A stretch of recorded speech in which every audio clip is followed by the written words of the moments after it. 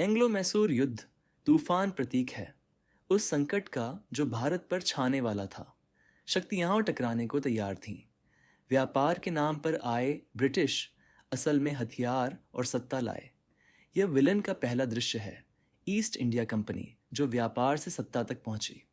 भारत उस समय व्यापार, संस्कृति और साजिशों का संगम था। हर कोने में बेचैनी थी। अब कहानी फोकस करती है। यह भारत की नहीं, अब मैसूर की कहानी है। एक आम सिपाही से उठकर नवाब बना हैदर अली, जिसे युद्धों ने महान बनाया। गुरिल्ला रणनीति और तेज चाल। हैदर का युद्ध कौशल अपराजेय था। पहला एंग्लो मैसूर युद्ध शुरू होता है अंग्रेजों की हार। हैदर ने अंग्रेजों से संधि करवाई। ईस्ट इंडिया कंपनी को झुकाया गया। पिता के बाद पुत्र उभरता है और इतिहास की दिशा बदलने वाली है। एक युवा योद्धा शिक्षा और आत्मबल के साथ अपना भाग्य तय कर रहा है। टीपू ने विदेशी सहयोगियों को जोड़ा, फ्रांस और तुर्की से। पहली बार भारत में आधुनिक रॉकेटों का उपयोग यूरोप को चौंकाया।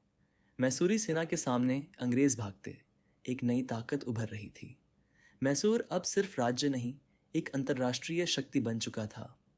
टीपू के लिए युद्ध केवल हथियार नहीं, धर्म और आत्मबल की परीक्षा था।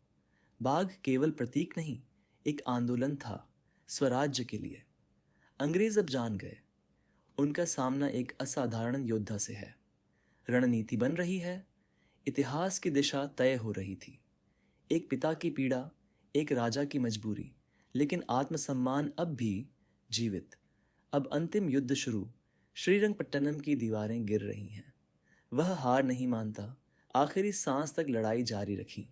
टीपू शहीद हो गए, लेकिन उनका आत्मबल अमर रहा। ब्रिटिश जीत गए, लेकिन दिलों की जंग अभी बाकी थी। शौर्य की लौ अब भी जल रही है, अंधकार में उम्मीद की किरण। समय गुजर गया, पर यह नाम अमर है। नई पीढ़ी इस कहानी से प्रेरणा ले रही है। इतिहास और वर्तमान दोनों एक ही जमीन पर जीवित। टीपू एक व्यक्ति नहीं, एक चेतना थी जो अब भी जीवित है। एंग्लो मैसूर युद्ध प्रतिरोध की गाथा, एक ऐसी कहानी जिसे कभी भुलाया नहीं जा सकता।